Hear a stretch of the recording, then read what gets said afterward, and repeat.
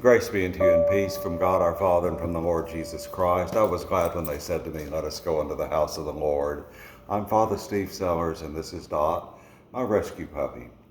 And this is our brief daily message of hope. And I do hope and pray that you're in a good place today as we go into this Tuesday of this week.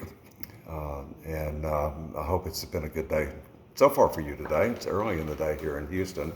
But I was reading through the gospel lesson today from Luke chapter 7, and there's a passage in there that is one of my favorite stories in scriptures, and it's only in Luke's gospel, where Jesus goes to a city called Nain and arrives there with his apostles just about the time that a funeral procession is leaving Nain and going down to the cemetery to bury a young man who had died.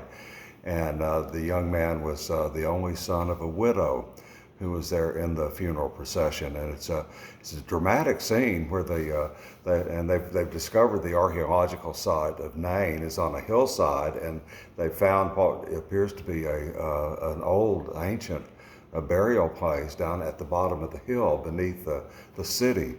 And so we have the image of Jesus and his apostles going up into the city, and the funeral procession going down.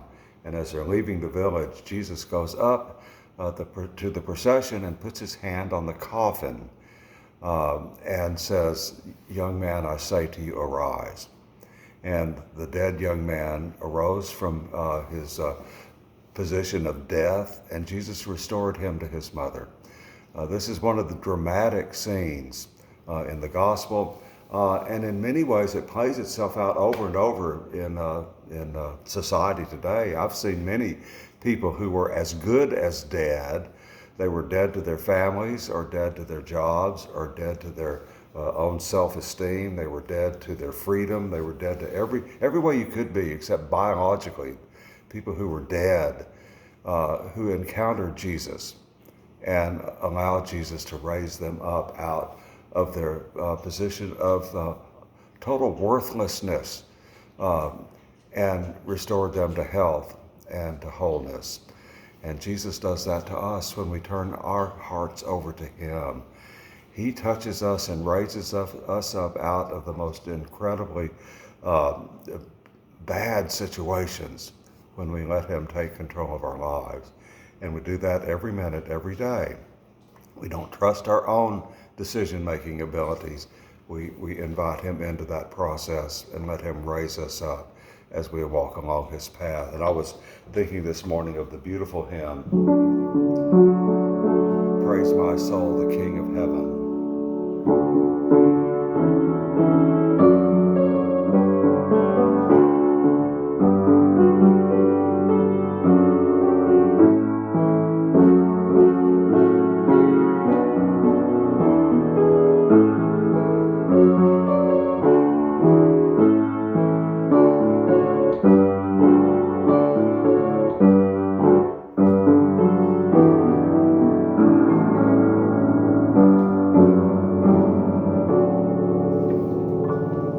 I hope you have a blessed day today, and God willing, Dot and I will see you here again tomorrow.